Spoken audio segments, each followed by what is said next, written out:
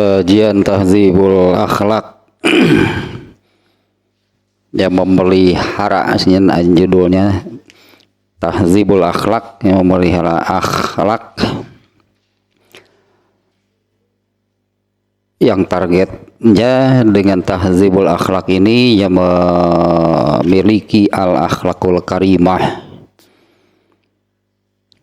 Nah, di mana salah satu unsur terpentingnya untuk mencapai hal tersebut adalah membersihkan segala penyakit hati.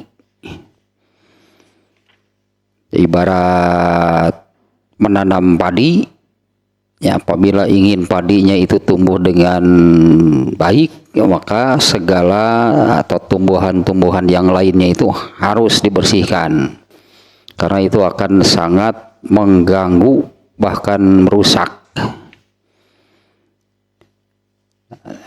Masih penyakit hati ini diantara nih yang harus dibersihkan, ya. Masih penyakit hati nomor 12, yaitu al-ghurur. Ya, kita kembali baca nih, ya, ininya nih definisinya. Gurur itu adalah sukunu nafsi ila ma yuwafiqul hawa. Berat sebetulnya nih, ya, penyakit hati ini, dan sangat susah nih. Ya, tentramnya hati, nyaman apabila melakukan sesuatu yang sesuai dengan tuntutan hawa nafsu. Artinya kan tidak akan ada rasa bersalah, tidak akan merasa bersalah, tidak merasa berdosa.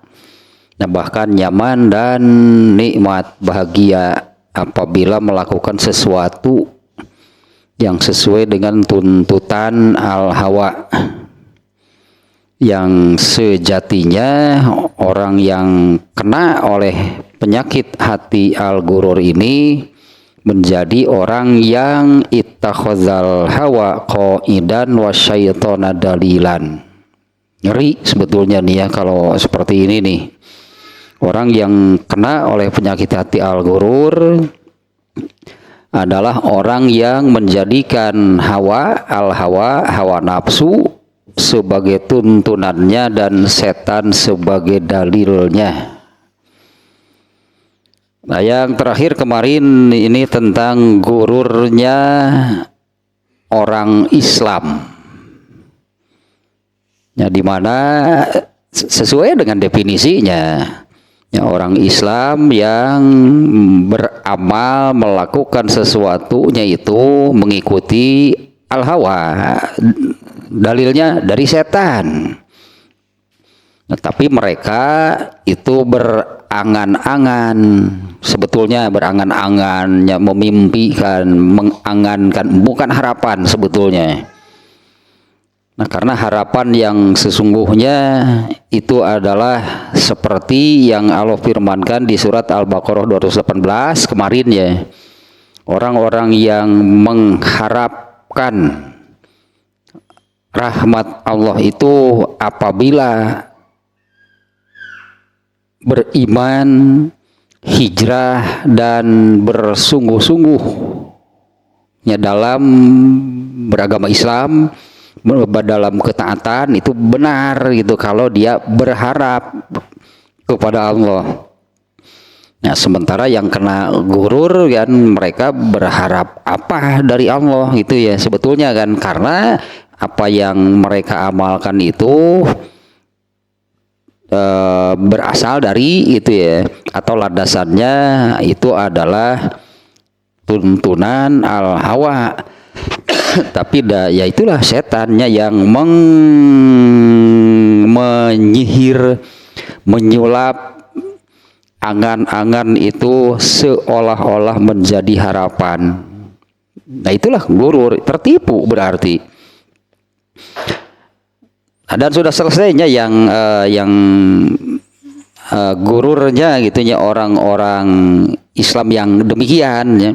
Beriman, beramal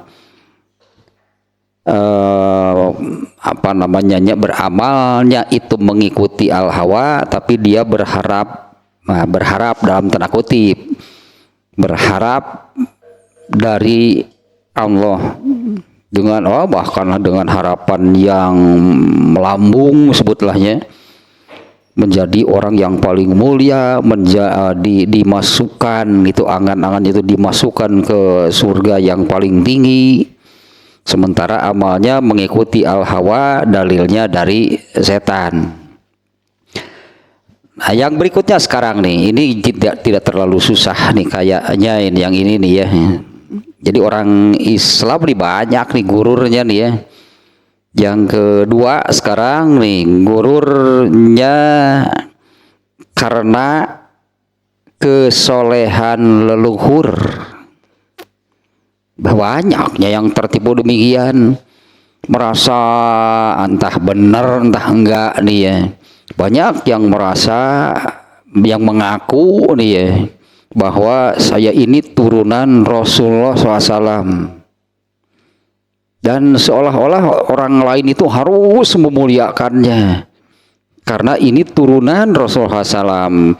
Nah, padahal ya siapa yang bisa membuktikan itu ya, sudah 15 abad ini generasi keberapa gitu ya.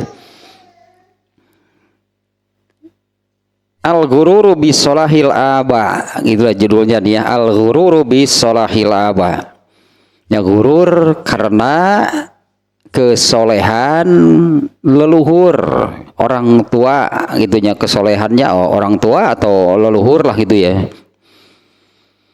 Nawarubba makana mustanadu rojaihim at-tamassuku bi solahil abai wa uluwi rutbatihim.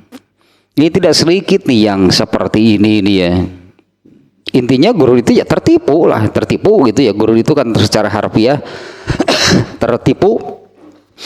Nah, di mana sama nih ininya apa namanya, polanya, yaitu setan itu menyulap tamani, bahasa Arabnya ya, menyulap tamani, angan-angan yang dimaksud angan-angan, hayalan, impian ini sesuatu yang mustahil terjadi, seperti yang sudah sebelumnya gitu ya.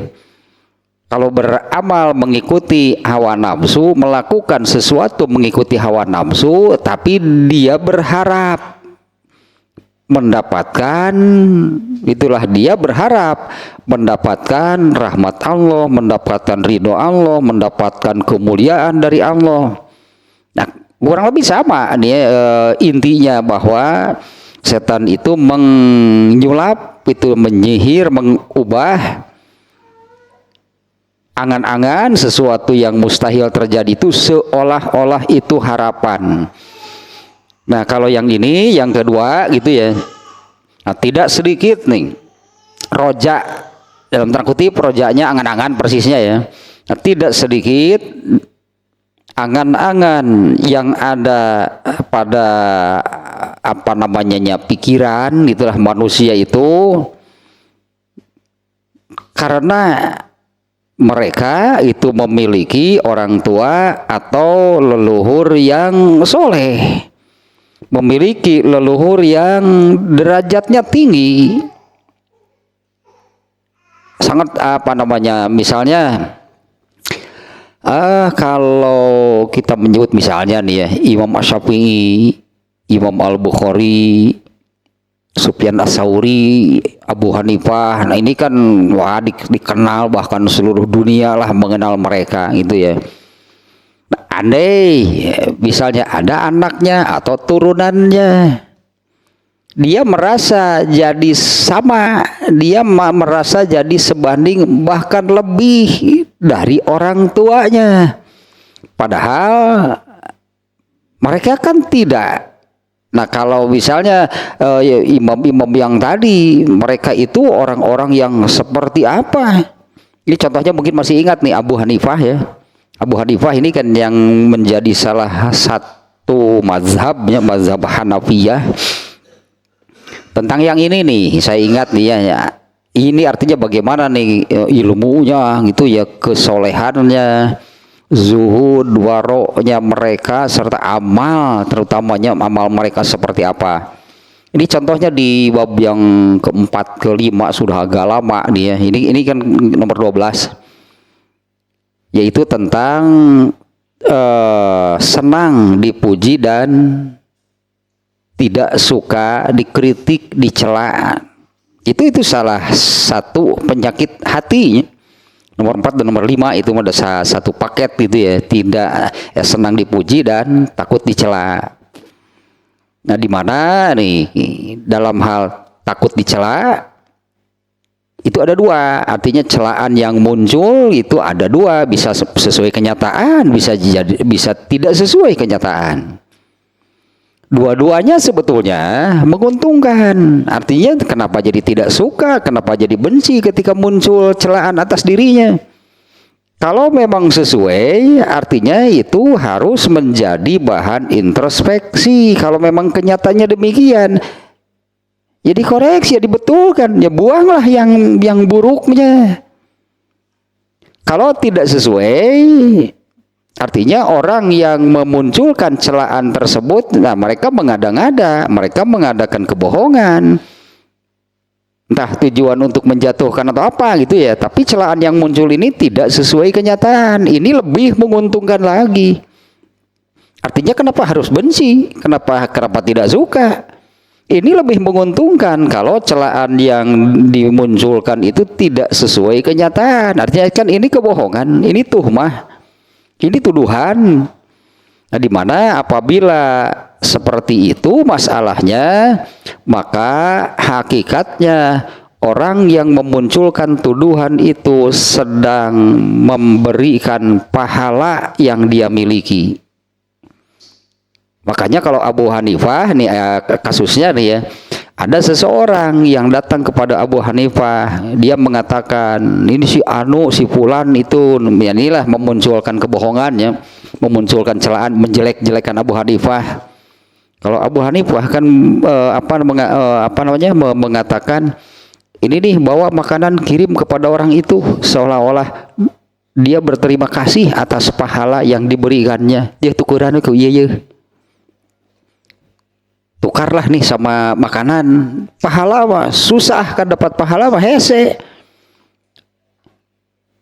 Itu salah satu contoh ya, misalnya ya seperti apa solehnya, ya ilmunya, amalnya. Nah, ternyata ini contohnya ya Abu Hanifah demikian. Nah, andai misalnya ada anaknya, ada turunannya tidak seperti bapaknya, tidak seperti orang tuanya, tidak seperti leluhurnya, tapi merasa tadinya ini kan penyakitnya di sana, tapi merasa dia itu seperti leluhurnya, seperti orang tuanya, padahal dia tidak seperti dalam hal tadi amalnya, soal ilmunya, amalnya, zuhudnya, waroknya, dalam beragamanya jauh sekali sebetulnya dari orang tuanya. Nah, ini oleh setan. Kalem, kan bapak kamu soleh, kan orang tua kamu itu soleh. Ya rubbama kana mustanadu rojaihim at-tamassuku bisolahil abai wa uluwi rutbatihim. Ini tidak sedikit nih yang orang yang demikian, artinya ya harapan atau rojaknya mereka itu karena memiliki leluhur yang soleh. Ya apalagi bisa kita bayangkan kalau ada orang yang mengaku turunan Nabi SAW, turunan Rasulullah SAW. Karena ternyata oleh hal ini mereka ini seolah-olah ya jadi nanti apa merasa seperti bapaknya, seperti leluhurnya gitu, seperti Rasulullah SAW. Nah, padahal kan ininya yang kita baca lagi lah, tidak ada salahnya nih ya. Bagaimana Rasulullah SAW terhadap anak kandungnya.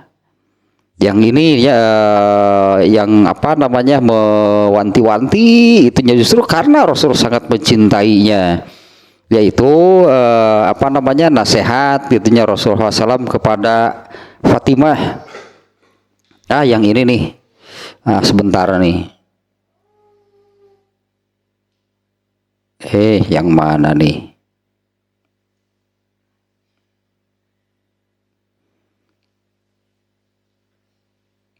Hari ke itu tetenu ikmali ya Fatimah, beramalah kamu wahai Fatimah. Fa inilah amliku laki minallahi syai'an yaumal qiyamah, karena aku tidak memiliki kewenangan apapun. Ya, aku tidak memiliki kewenangan apapun di sisi Allah atas kamu pada hari kiamat. Nggak ada kan? Bukan sebaliknya. Rasulullah mengatakan seperti ini, tenang saja karena bapak kamu ini nabi. Tenang saja karena bapak kamu ini, bahkan Rasulullah SAW itu kan pemimpin seluruh manusia. Nah ini hadisnya nih, hadis Al-Bukhari ternyata nih ya.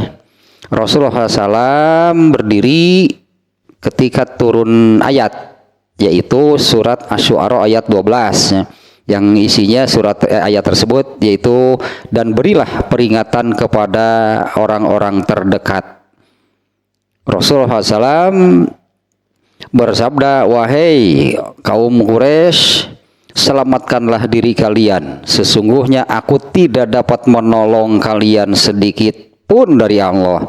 Padahal di kaum Quraisy itu tentu banyak kan saudara, banyak kerabat, baik saudara dekat ataupun saudara jauh, dulur jauhnya, baik yang kerabat itulah. Wahai kaum Quraisy, selamatkanlah diri kalian, sesungguhnya aku tidak dapat menolong kalian sedikit pun dari Allah. Wahai Bani Abdu Manaf, nah ini kalau Bani Abdu Manaf garis keturunan Rasulullah SAW nih. Ya, wahai Bani Abdu Manaf, sesungguhnya aku tidak dapat menolong kalian sedikit pun dari Allah. Wahai Abbas bin Abdul Muthalib, Al-Abbas nih ya, bapaknya Ibnu Abbas nih disebut secara khusus nih. Wahai Abbas bin Abdul Muthalib, sesungguhnya aku tidak dapat menolongmu sedikit pun dari Allah. Wahai Sofiyah bibi Rasulullah, Sofiyah ini kalau nggak salah ini istrinya Zubair bin Awam lah, ini nih istri Zubair bin Awam. Zubair bin Awam ini bodyguardnya Rasulullah yang mati syahid, dia salah seorang sahabat yang masuk surga tanpa hisab. Kalau ini bibinya apa namanya ya, entah anak keberapa nih ya, Sofiyah bin bibinya Rasulullah itu Sofiyah binti Abdul Muthalib. Sesungguhnya aku tidak dapat menolongmu sedikit pun dari Allah. Wahai Fatimah putri Muhammad, mintalah padaku apa yang engkau mau dari hartaku. Sesungguhnya aku tidak dapat menolongmu sedikit pun dari Allah. Ini Rasulullah SAW kepada anak kandungnya Nabi, gitu. Ini Rasulullah SAW. Ya, artinya kan pelajarannya kan, ya apalagi kita siapa, kemudian leluhur kita siapa. Tetanu bangga saya kan keturunan Gajah Mada. Aduh, baik atulah rek Gajah Mada, rek Gajah duduk, rek Gajah naon wae ge. Ini Nabi itu ya, dan juga nanti nih ayat di sini yang dimuat kan Nabi Nuh dengan anaknya. Nggak ngaruh artinya ya, nggak ngaruh siapa orang tuanya, nggak ngaruh siapa leluhurnya. Ini yang diajarkan, yang ditekankan itu oleh Allah, oleh Islam diajarkan bahwa setiap orang itu hanya akan tergantung kepada amalnya sendiri. Perlu tanya di garis bawahi itu, perlu ditekankan. Nggak ada mau dengan apa namanya, ayatnya juga banyak yang demikian kan. Orang tua tidak bisa menyelamatkan anaknya, anak tidak bisa menyelamatkan orang tuanya. Nah, diantaranya di surat ini nih, di surat eta teh naon dina juz aman teh anu Abasa, ini hese di surat Abasa itu yang yauma yafirrul mar'u min akhih, yaitu pada hari kiamat nih ya, fa iza ja'atis sokhoh, apabila datang as-sokhoh itu kiamat. Nah, setelah kiamat itu artinya yauma yafirrul mar'u min akhih, pada waktu setiap orang itu akan lari dari saudaranya, menjauh dari saudaranya. Ya yauma yafirul mar'u min akhih, dari saudaranya, dari adik dan kakaknya. Wa ummihi wa abih, akan lari dari ibu dan bapaknya. Soklinu sakapeung banyak membayangkannya situasi yang disebutkan di ayat barusan. Nanti pada hari kiamat atau di akhirat itu situasinya demikian. Yauma yafirul mar'u min akhi, setiap orang itu akan lari menjauh dari saudaranya, dari adiknya, dari kakaknya. Wa ummihi wa abi, dari ibunya, dari bapaknya. Wa sahibatihi wa bani, dari istrinya, dari anaknya. Likul limri'im minhum yauma izin sya'nu yugni, karena bagi setiap diri, bagi setiap individu pada hari tersebut ada hal yang menyibukkan, yaitu semuanya akan sibuk memikirkan nasibnya sendiri. Datang adina, urang we ripuh karena itu sieuna tengah jawab nanti datang sahana, lari urang ge can bogoh berkara itu kurang lebih jawabanana. Di itunya ayat surat Abasa-nya yang barusan. Nah, kembali ke sini nih ya. Nah, ini banyak nih ya, rubama mustanadur rojaihim at-tamassuku bisolahil aba. Banyak orang yang menjadikannya sebagai menjadikannya sebagai harapan karena memiliki leluhur yang soleh. Apa sih yang bisa diharapkan? Gitu kan sebetulnya. Apa yang bisa diharapkan? Ya, apa yang bisa diharapkan itu dari bapaknya yang seorang nabi? Gak bisa. Contoh lain kan Abu Thalib. Selain ya kedekatan sebagai saudara, karena Abu Thalib itu kan pamannya Rasulullah, bukan orang lain. Abu Thalib itu kan kakak dari bapak kandung Rasulullah SAW. Satu itu kalau melihat hubungan darah, hubungan nasab, bukan orang jauh. Kemudian yang kedua, jasa Abu Thalib kepada Rasulullah SAW.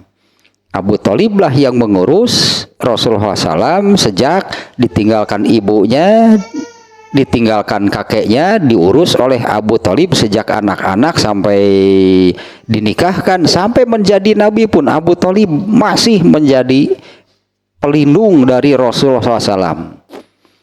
Tapi karena dia kafir, maka Rasulullah SAW angkat tangan, tidak bisa berbuat apapun untuk menyelamatkan Abu Thalib. Di mana Rasulullah kan sangat menyayangkan Abu Thalib mati sebagai kafir. Nah, tidak sedikit, ya kembali ke sini nih, tidak sedikit orang yang menjadikannya, orang yang menjadikannya sebagai harapan. Di sini kan harapannya kan untuk selamat nanti di akhirat. Harapannya itu untuk selamat di akhirat, untuk mendapatkan rahmat dan keridhaan Allah.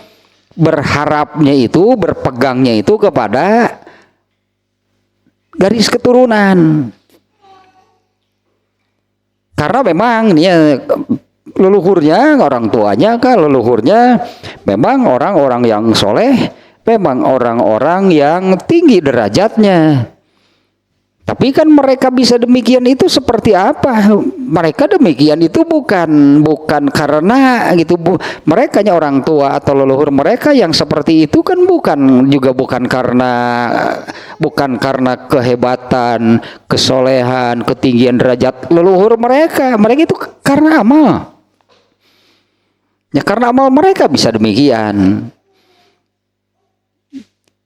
Nah yang ini nih sekarang ininya al-ghururu bisolahil aba.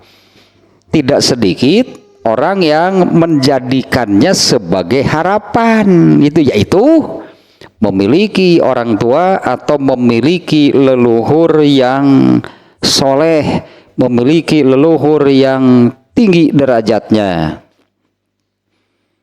Nah misalnya nih ya, tertipu pasti ini gurur ini kan tertipu ini ya. Mereka kena gurur demikian, mereka yang seperti ini ya, yang kena gurur itu tentang ketinggian derajat. Nah, karena misalnya ini saya ambil contoh yang tadi ya. Seperti apa sih perjalanan hidupnya Imam Al-Bukhari? Yang jelas nih nyata jelas nih kalau sebagai contoh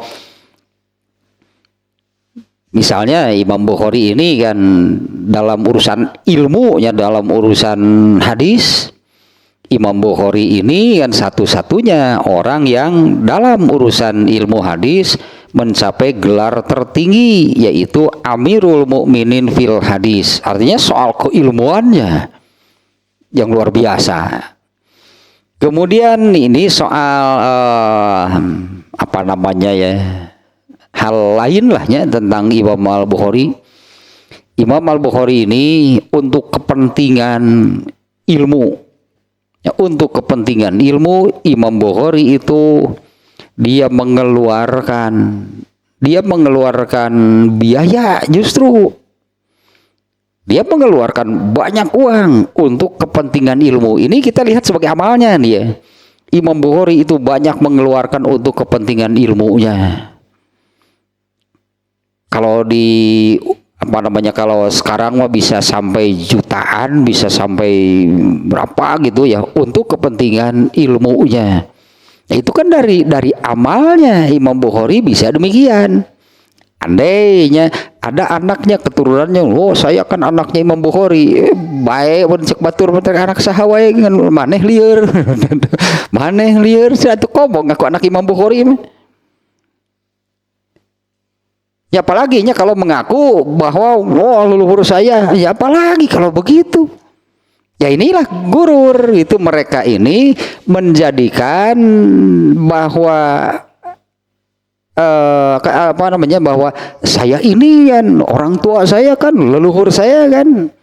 Nah hal itu yang dijadikannya harapan, dia mendapatkan rahmat, dia mendapatkan kemuliaan dan keridhaan dari Allah karena memiliki leluhur atau karena anak dari yang leluhurnya itu soleh. Ya padahal kalau orang tuanya kan bisa sampai demikian gitu ya. Karena mereka orang tua mereka itu jelaslah kalau begitu orang tua atau leluhur mereka itu orang yang soleh, orang yang bertakwa, orang yang taat, bahkan bisa jadi orang yang ini nih ya puncak, orang yang tawakal. Di atas takwa itu tawakal. Kalau sudah takwa, selangkah lagi masuk ke tawakal. Inilah kriteria orang yang masuk surga tanpa hisab. Bisa jadi orang tua mereka itu sampai kepada derajat tertinggi yang itunya kalau sudah benar-benar nih sampai kepada tawakal, masuk surganya tanpa hisab. Nah terus anak-anaknya, keturunannya berbangga, merasa sama dengan mereka. Oke, ini judulnya kan gitu ya. Judulnya adalah gitu kan, gurur karena kesolehan leluhur.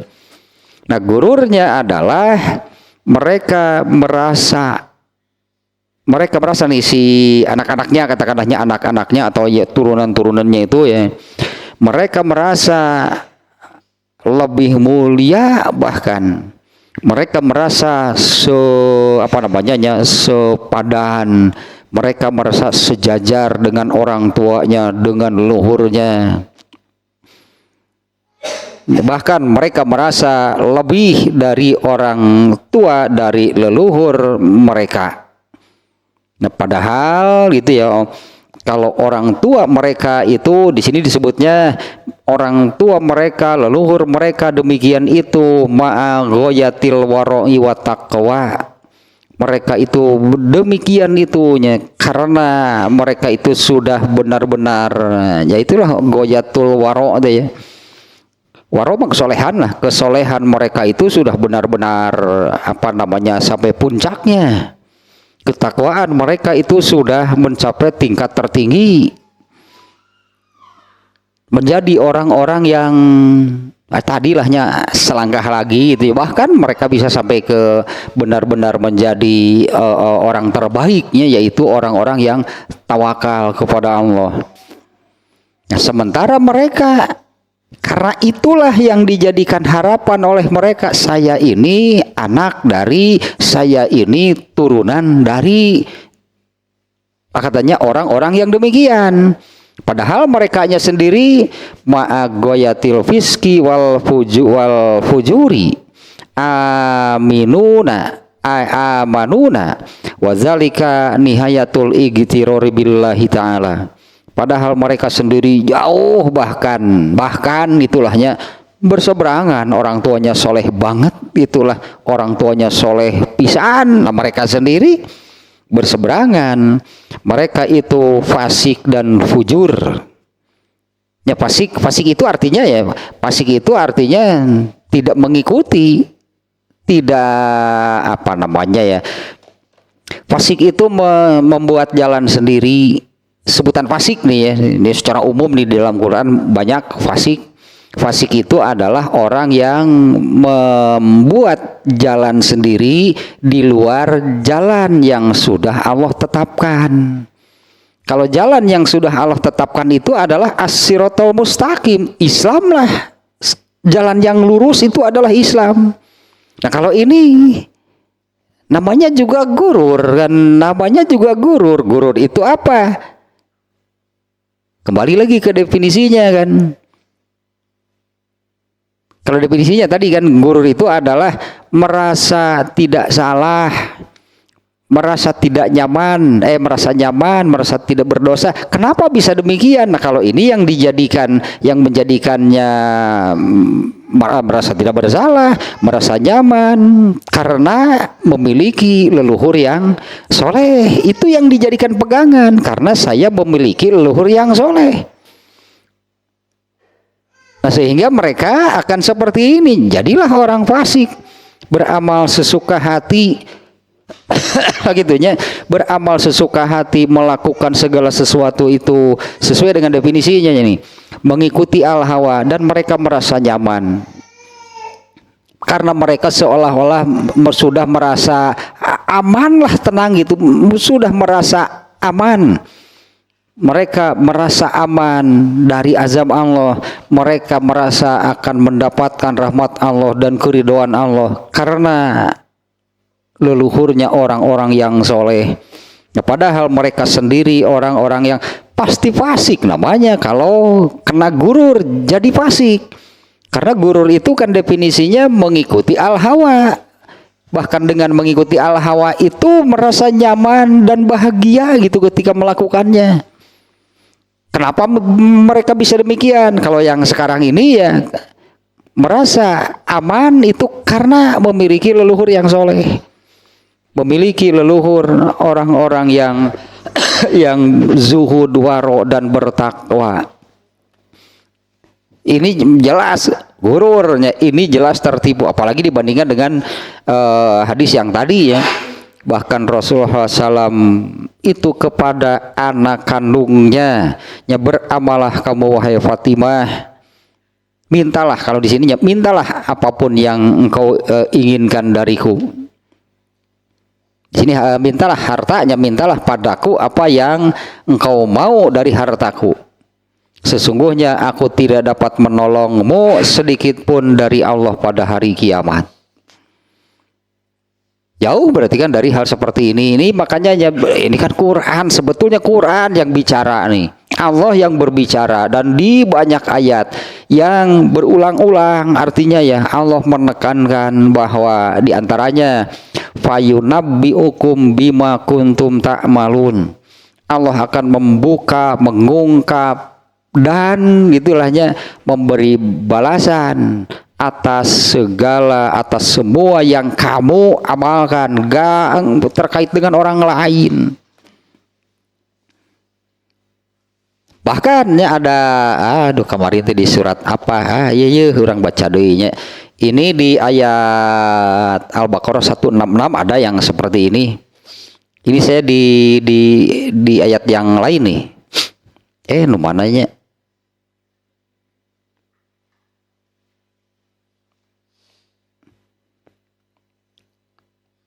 Surat Al-A'raf ayat 38-39.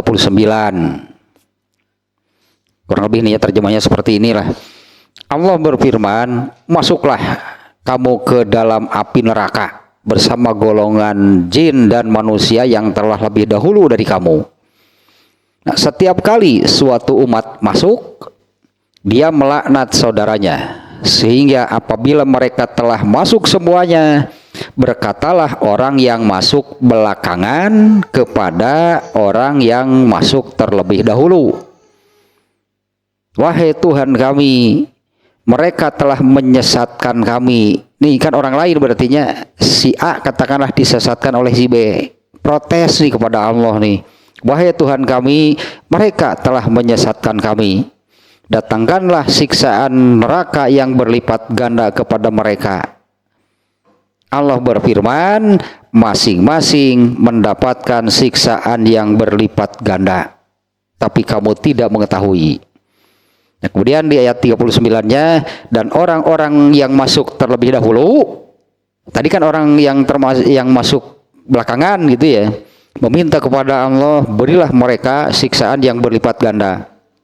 Nah, orang-orang yang masuk terlebih dahulu dan orang yang masuk terlebih dahulu berkata kepada yang masuk belakangan, kamu tidak mempunyai kelebihan sedikit pun atas kami, maka rasakanlah azab itu karena perbuatan yang telah kamu lakukan.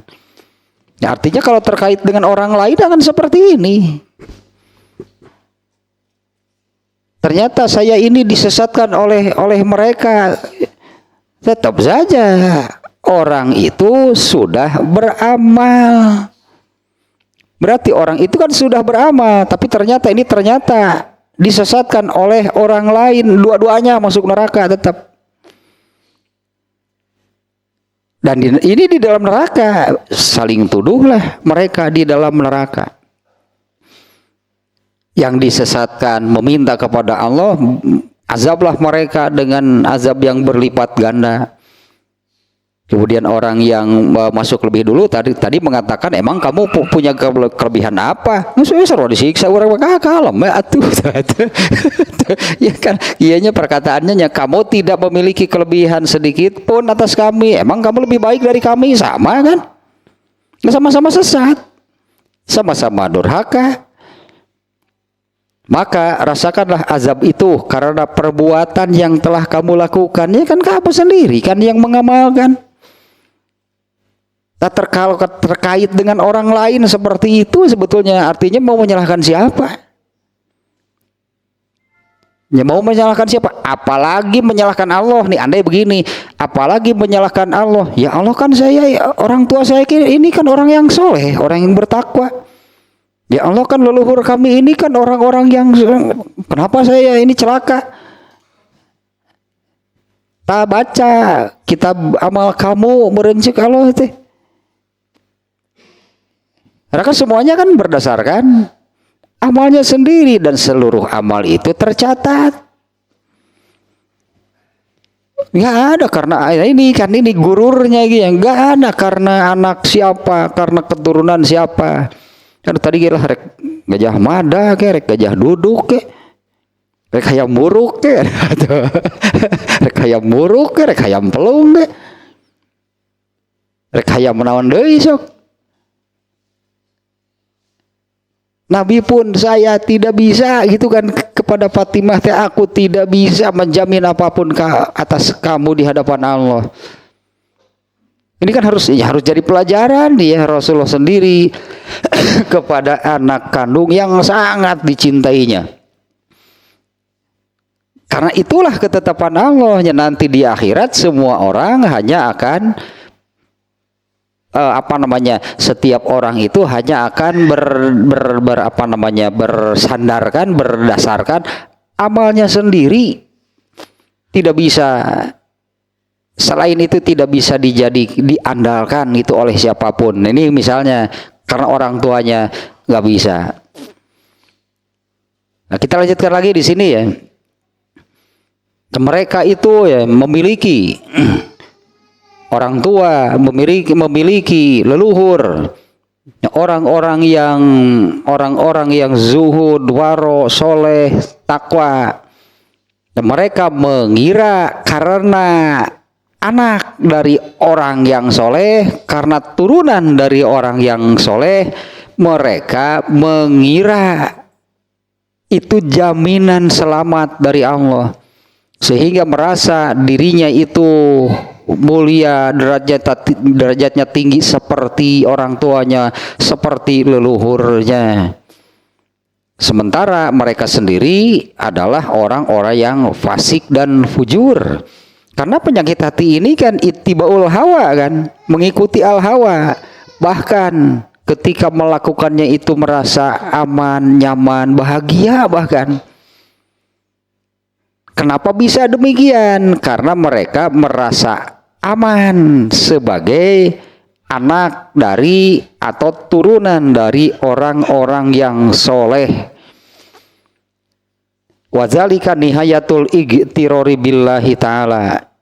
Inilah puncak, kalau di sininya wadzalika nihayatul igtirori billah. Inilah puncak dari gururnya seseorang terhadap Allah.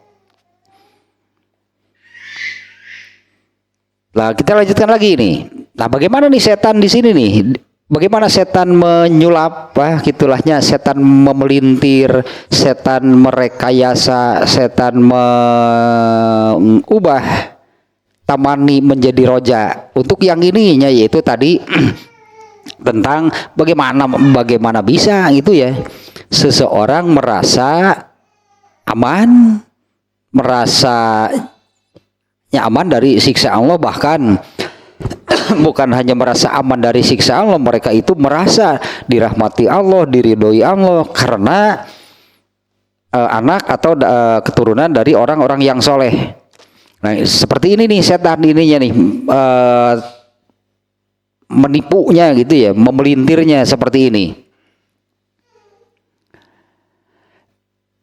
Kata setan, inna min ahabbi atau inna man ahabbu inna man ahabba insanan ahabbu auladuhu. Sesungguhnya orang yang dicintai oleh Allah, orang yang dicintai oleh Allah itu kan intinya adalah orang yang taat kepada Allah. Semakin tinggi ketaatan, yang paling taat, dia itu paling dicintai oleh Allah. Ini diantaranya kan yang diungkapkan oleh Rasulullah SAW ketika beliau memarahi 3 orang. Nah, 3 orang ini nih, meskipun bukan karena keturunan sih ya, bukan karena keturunan, bukan karena anak soleh, anak dari orang yang soleh, bukan. Ini 3 orang, ada 3 orang yang datang ke rumah Rasulullah SAW ingin menanyakan amal keseharian Rasulullah itu seperti apa. Ternyata Rasulullahnya sedang tidak ada. Ya dihadapilah itunya, tamu itu diterima, dihadapi oleh Aisyah. Nah, mereka bertanya kepada Aisyah, karena mereka kan berpikir ya Aisyah tahu lah pasti gitu kan, istrinya tahu nih keseharian Rasulullah sebagai suaminya seperti apa. Dijelaskanlah oleh Aisyah keseharian Rasulullah itu begini, tanpa menyebutkan satu persatu amalnya. Lalu orang itu mengatakan, wah, kalau sekian seperti apa yang disebutkan oleh Aisyah, itu cukup bagi Rasulullah karena beliau kan tidak punya dosa. Nah kalau kita berarti harus lebih dari itu. Itu kan hadisnya itu yang satu mengatakan saya akan sholat malam sepanjang malam, nggak akan tidur. Ini sholat malamnya itu dari ba'da isya sampai menjelang subuh lah. Saya tidak akan tidur, mau sholat malam sepanjang malam. Yang satu saya akan saum tiap hari. Pokoknya tidak hari tanpa saum lah gitu ya. Karena mereka ini merasa bahwa wah kita ini bukan siapa-siapa. Kalau yang diterangkan oleh Aisyah itu ya cukuplah karena Nabi kan tidak punya dosa. Nah kalau kita, yang satu lagi kan saya tidak akan menikah. Ya malah suratnya karena punya istri teh musingkeun. Pajikan teh musingkeun. Orang ini masih ada di sana, Rasulullah datang kemudian bertanya, ada apa? Diterangkan oleh Aisyah. Marah Rasulullah sampai Aisyah mengatakan sangat terlihat kemarahan Rasulullah dari wajahnya yang memerah. Lalu beliau menasehati, meluruskan, mengoreksi karena jelas itu salah. Kenapa jadi beda dengan Rasulullah? Tak benang merah nama. Amal mereka itu jadi beda dengan apa yang diamalkan oleh Rasulullah kan, karena mereka merasa kita harus lebih, kan jadi beda berarti. Nah Rasulullah SAW itu dengan dengan nada marah, dan beliau menyabdakan inna a'lamakum wa atqakum billahi la'ana. Sesungguhnya yang paling mengenal Allah dan yang paling bertakwa kepada Allah itu adalah aku.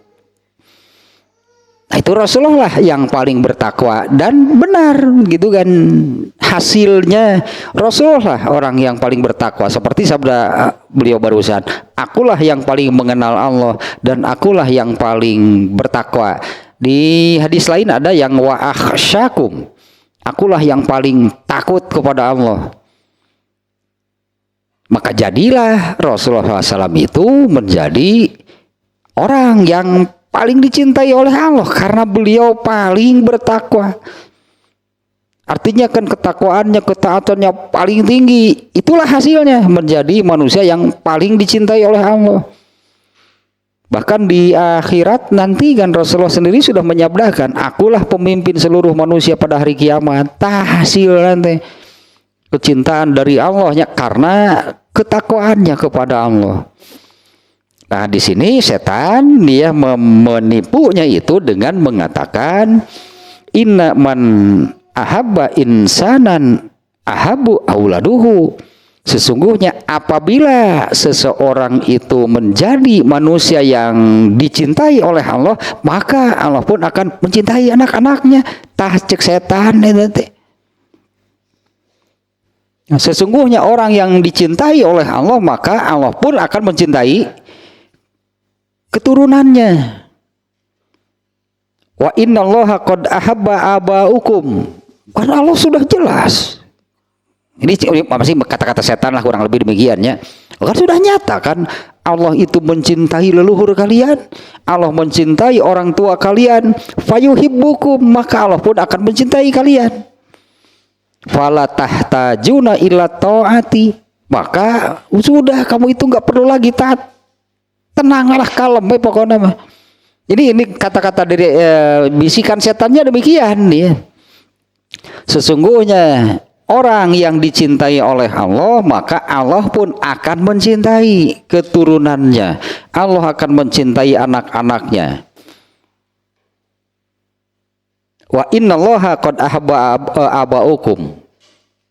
Sudah terbukti kan, ulang lebih demikiannya. Sudah terbukti kan Allah itu mencintai orang tua kamu, mencintai leluhur kamu dengan yang tadinya Allah mencintai seseorang itu karena kesolehan mereka. Allah mencintai seseorang itu karena ketakwaan, karena kesolehan, karena ketaatan mereka. Nah, setan membisikkan, sudah terbukti bahwa Allah itu mencintai orang tua kamu, mencintai leluhur kamu, maka pasti Allah juga mencintai kamu. fala tahtajuna ila taati, maka tidak diperlukan lagi kamu menjadi orang yang taat. Nah sekarang bantahannya, ayan sal maghruru, apakah orang-orang yang kena oleh gurur yang demikian, gurur karena keturunan nih ya, apa orang-orang yang kena oleh gurur karena keturunan itu lupa. Sesungguhnya Nabi Nuh alaihi salam, dia memohon, memelas itulahnya, dia memohon, dia memelas kepada Allah agar anaknya itu dimasukkan, agar anaknya itu dimasukkan. Nah, kalau di sini kan peristiwanya ketika Allah mengazab itu kan dengan hujan badai dan banjir yang besar. Nah, Nabi Nuh itu memohon, memelas kepada Allah supaya anaknya itu dimasukkan kepada orang-orang yang selamat. Saat itu orang-orang yang selamat itu dari azab Allah adalah orang yang naik ke dalam kapalnya Nabi Nuh. Nah, apa mereka lupa kalau ini nih kasusnya, contohnya bapaknya seorang nabi, anaknya celaka. Apa mereka lupa gitu ya bahwa Nabi Nuh pernah memohon, pernah memelas kepada Allah agar anaknya itu dinaikkan gitu ya ke dalam kapal yang dia buat. Falam yarudda fakana minal mughroqin. Ternyata permintaan Nabi Nuh itu tidak dipenuhi oleh Allah. Ya karena anaknya yang durhaka nih ya, karena memang anaknya durhaka. Nabi Nuh sendiri kurang apa katakanlahnya, Nabi Nuhnya sendiri kurang apa kepada anak kandungnya. Bahkan di saat air sudah terus naik, Nabi Nuh itu memanggil anaknya, memberitahu ayo naik karena tidak akan ada yang selamat. Anaknya mengatakan, saya akan naik ke puncak gunung saja, mana ada banjir sampai menenggelamkan gunung. Jangan cek orang mah, jangan mulai itu selamat moal, tidak akan ada yang selamat, ayo naik. Tapi anaknya kekeh. Kemudian memelaslah Nabi Nuh itu meminta kepada Allah agar Allah menyelamatkan anaknya. Tapi oleh Allah ditolak karena kedurhakaan anaknya. Ya karena anaknya durhaka. Nah ini kisahnya di surat Hud. Nah, cukup panjang nih kisahnya dari ayat 37 sampai 48. Nah, kita baca nih ya, ini agar menjadi pelajaran tentunya nih ya, bahwa ini nih pelajarannya adalah bapaknya seorang nabi, Nabi Nuh alaihi salam, anaknya celaka, istrinya juga celaka nih, istrinya Nabi Nuh juga samanya celaka. Ya artinya kalau padahal suaminya kan itu kan, kalau istrinya, suaminya seorang nabi tapi celaka. Ini cukup panjang nih ayatnya nih ya, rangkaiannya dari ayat 37 nih kalau mau dibaca seluruhnya. Nah, Allah memerintahkan, dan buatlah kapal dengan pengawasan dan petunjuk wahyu kami. Bahkan Allah memerintahkan itu sejak menanam pohonnya. 40 tahun dah menanam pohon nanti, kemudian pohon itu setelah 40 tahun membesar. Nah Allah ini ya pengawasan dan petunjuk kami. Allah memerintahkan buat kapal, tebang itu pohonnya, dan jangan engkau bicarakan dengan dan janganlah engkau bicarakan dengan aku tentang orang-orang yang zalim, sesungguhnya mereka itu akan ditenggelamkan. Ini Allah sudah memberitahu dia sebelumnya nih. Dan mulailah Nabi Nuh membuat kapal. Setiap kali pemimpin kaumnya berjalan melewatinya, mereka mengejeknya. kurang lebih seperti apa? Tinggal di dasar jelema lieur, nyen perahu di gurun, rek di mana? Do ngadayung di gurun. Ya mengejek lah pokoknya mereka nih ya. Mereka mengejeknya. Kemudian Nuh berkata, jika kamu mengejek kami, maka kami pun akan mengejekmu sebagaimana kamu mengejek kami. Ya cek Nabi Nuh teh, tunggulah tanggal mainnya gitu. Maka kelak kamu akan mengetahui siapa yang akan ditimpa azab yang menghinakan dan siapa yang akan ditimpa azab yang kekal. Hingga apabila perintah kami datang, maka tadi tengah gurun ya, muncullah lubang besar, entah sebesar apa lubangnya gitu ya. Karena banjirnya kan banjir besar, bukan banjir hanya di situ, banjirnya itu menenggelamkan dunia mungkin. Maka muncullah lubang besar dan telah memancarkan airnya.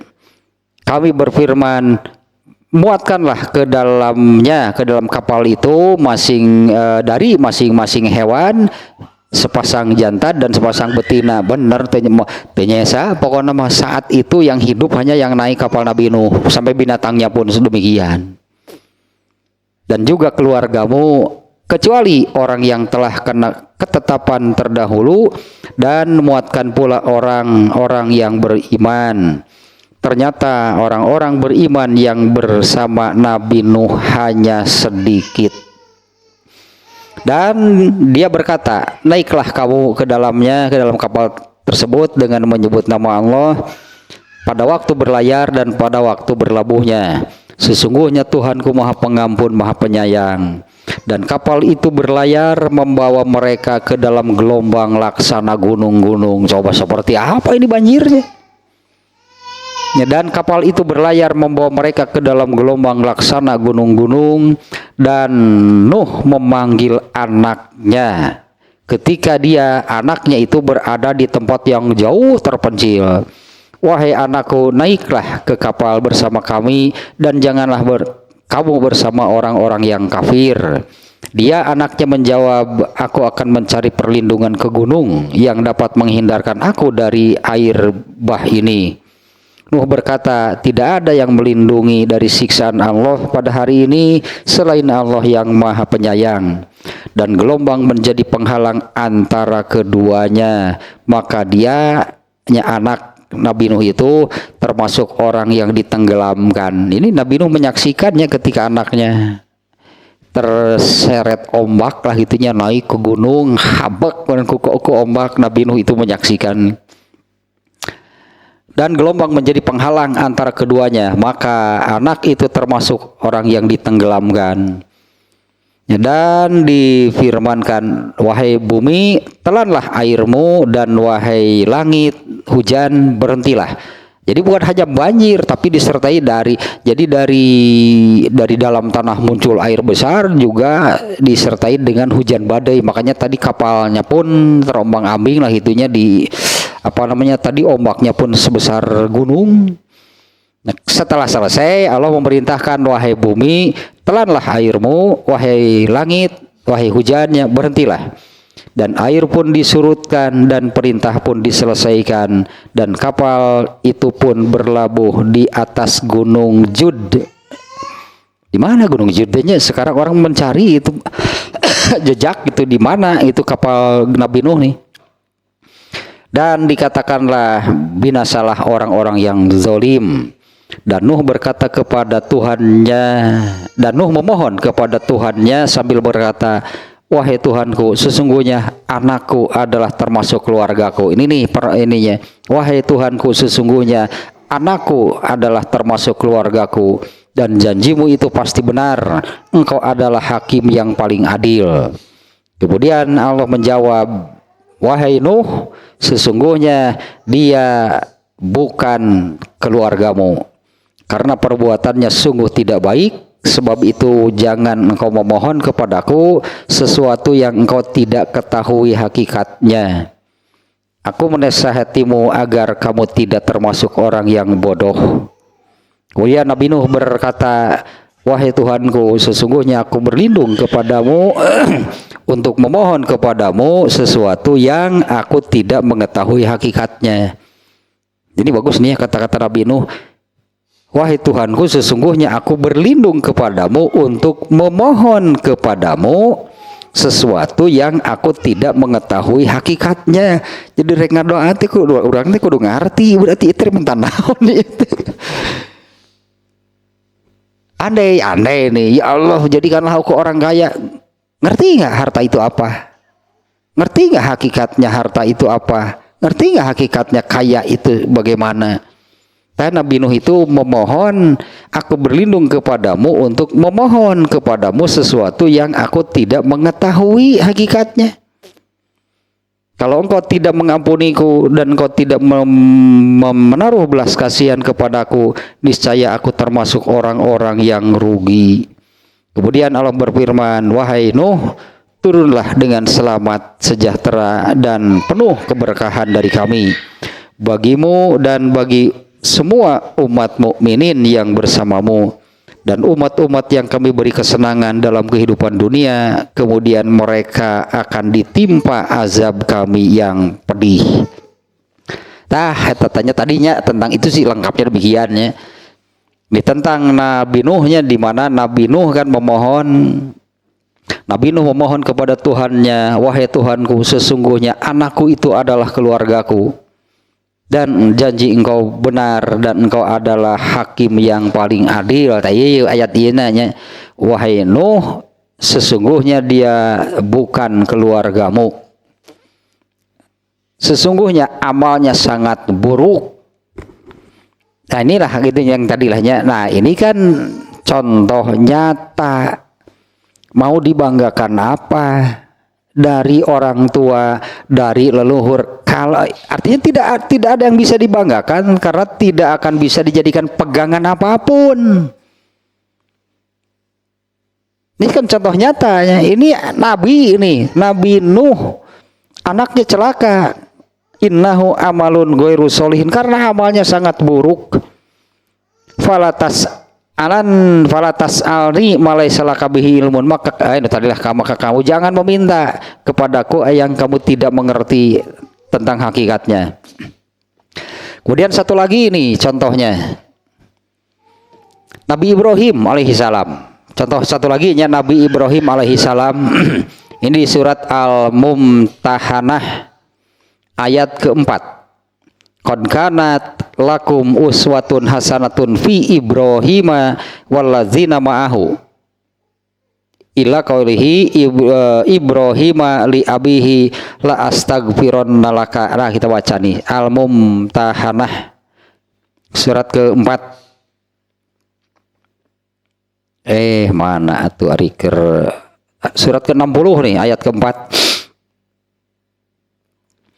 Sungguh telah ada suri toladan yang baik bagimu pada Ibrahim dan orang-orang yang bersamanya, ketika mereka berkata kepada kaumnya, sesungguhnya kami berlepas diri dari kalian dan dari apa yang kalian sembah selain Allah. Kami mengingkari kekafiranmu dan telah nyata antara kami dan kamu ada permusuhan dan kebencian buat selama-lamanya sampai kamu beriman hanya kepada Allah saja.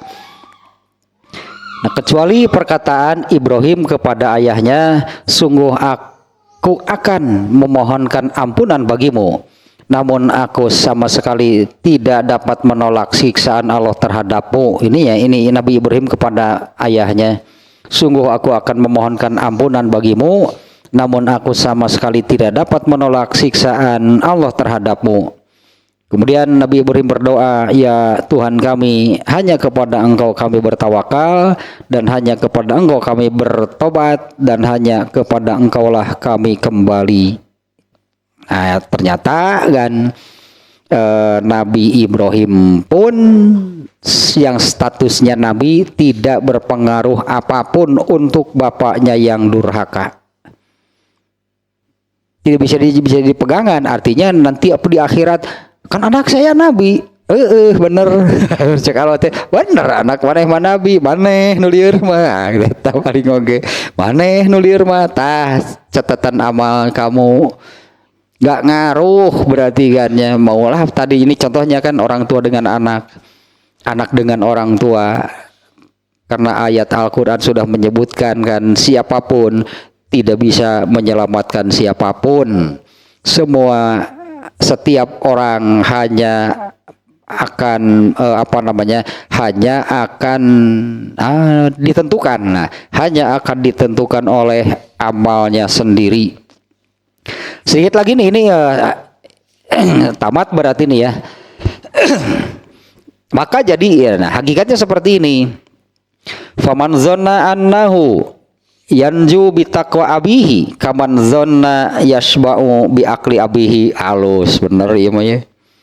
Maka nih, orang yang mengira akan selamat karena ketakwaan orang tuanya, karena ketakwaan leluhurnya, seperti orang yang merasa kenyang karena orang tuanya makan. Bapana udah dahar, manehna udah ngiring raos. Manehna ya tertipunya seperti ini. Coba itu artinya kan liur tuh benci orang liur tuh mana sudah robacan. Emang sudah robacan batur dahar mana miluareg. Maka orang yang mengira itunya menyangka akan selamat karena orang tuanya, karena ketakwaan leluhurnya, itu seperti orang yang anggap demikiannya akan merasa kenyang karena leluhurnya makan. Wayarwa bisyurbi abihi, dan akan hilang dahaga karena leluhurnya minum. Wayasiru amilan bi ilmi abihi wayasilu wayasilu ilal ka'bati, dan merasa gitunya dia itu sudah merasa dia sudah beramal seperti amal leluhurnya, padahal tadi kan berseberangan. Orang tuanya soleh, takwa, zuhud, waro, dia fasik dan fujur, sering berbuat dosa. Jadi dia mengira dengan amal yang dilakukannya itu sudah sesoleh bapaknya, sudah sesoleh orang tuanya, sudah sesoleh leluhurnya. Jadi kalau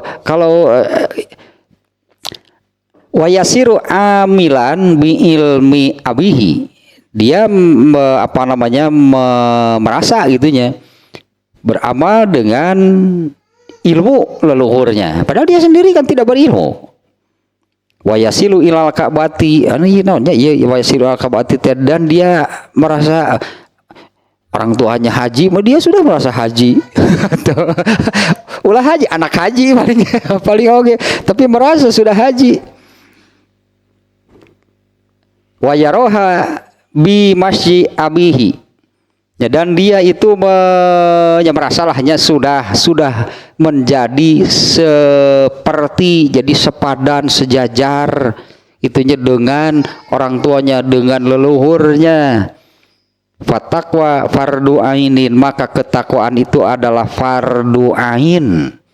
Takwa itu wajib bagi setiap individu. Jangan karena orang tuanya takwa dia merasa aman. Apalagi kalau merasa sudah setakwa orang tuanya, setakwa leluhurnya. Masing-masing ketakwaan itu fardu ain.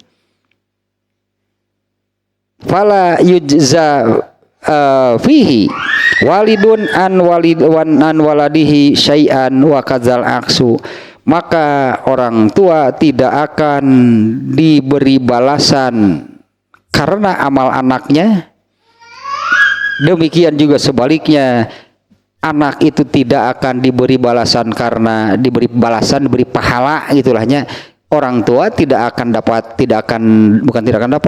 diberi pahala karena amal anaknya, atau maksudnya kalimat tadinya dari amal anaknya.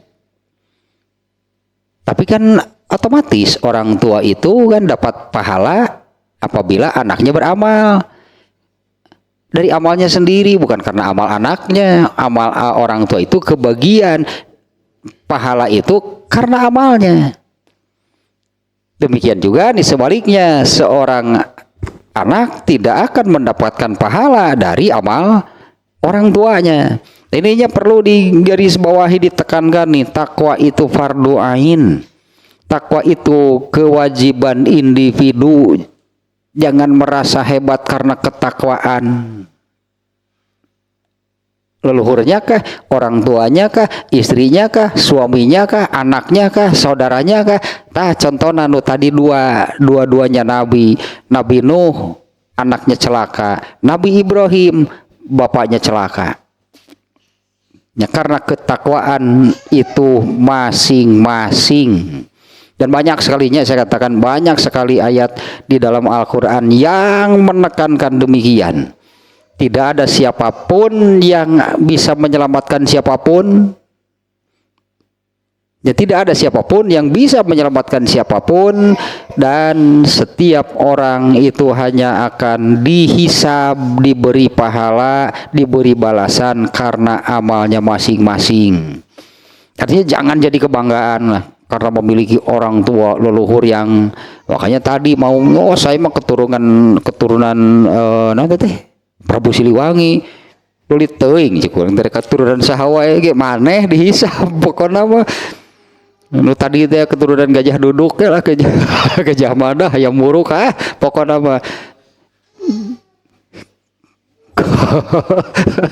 ini jelas ayatnya nih tuh, anaknya Nabi Nuh gak bisa mengatakan ya Allah saya kan anaknya Nabi, nggak bisa, tetap dia celaka. Bapaknya Nabi Ibrahim juga demikian, anak saya kan Nabi.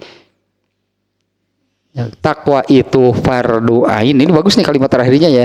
Ketakwaan itu masing-masing. Terus beres tanya ente mah gururnya yang ini gurur karena keturunan. Jadi artinya kan merasa aman lah, merasa nyaman lah ketika beramal mengikuti hawa nafsunya.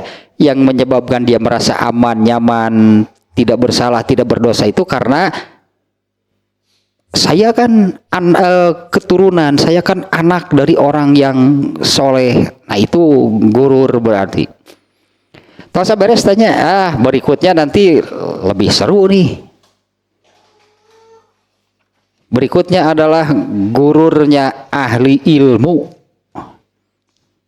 Ngerinya mending entong gururnya ahli ilmu bukan hanya ulama ya, pokoknya orang yang sudah punya ilmu, orang yang sudah belajar.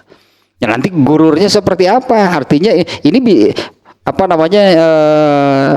Saya belum baca, tapi jadi dari judulnya ini kurang lebih menggambarkan ilmunya punya tapi beramal. Definisinya mengikuti al-hawa.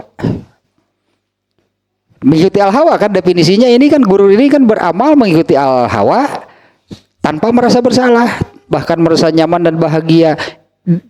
Sementara dia seorang ahli ilmu, artinya pengetahuan banyak di kepala. Tapi ketika beramal mengikuti al-hawa dan enjoy, nyaman, nikmat. Kurang lebih lah demikian. Nanti cukup panjang nih ininya, dan ada beberapa kelompok lah, ada beberapa kelompoknya karena ada perbedaan nih. Yang intinya gurur ahli ilmi, yang gururnya ahli ilmu.